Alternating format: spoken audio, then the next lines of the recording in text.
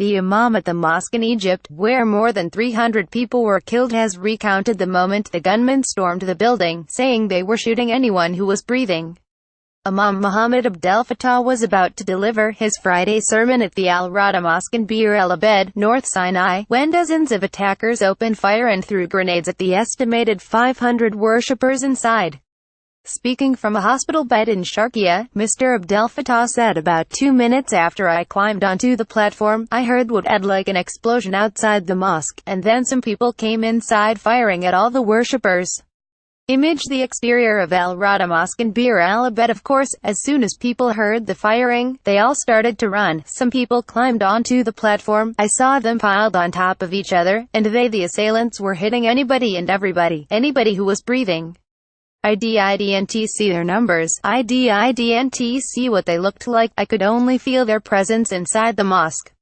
Video: Egypt strikes back at militants. A stampede occurred as people rushed for an exit, while others tried desperately to force their way out of windows. When the violence finally stopped, more than 300 people were dead, including 27 children, and 128 others were injured. Nobody has claimed responsibility for the attack, which is the deadliest in Egypt's modern history, but officials say the gunmen brandished an Islamic State flag as they opened fire.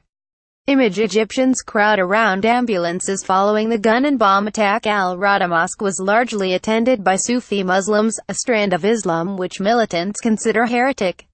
On Saturday, Egyptian President Abdel Fattah el-Sisi declared 3 days of mourning and vowed to respond with brutal force to the atrocity.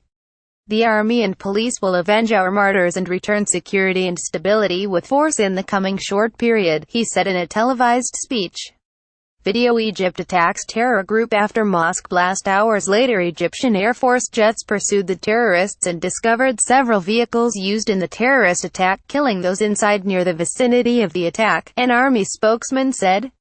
Meanwhile, Prime Minister Theresa May has told President el-Sisi that the UK stands ready to help in any way possible. Downing Street said the two leaders agreed that continued bilateral cooperation in the area was needed. A Number 10 spokesman said they agreed that terrorism was an international problem and that it was important for countries to work closely together and share expertise to counter the growing threat of terrorism around the world.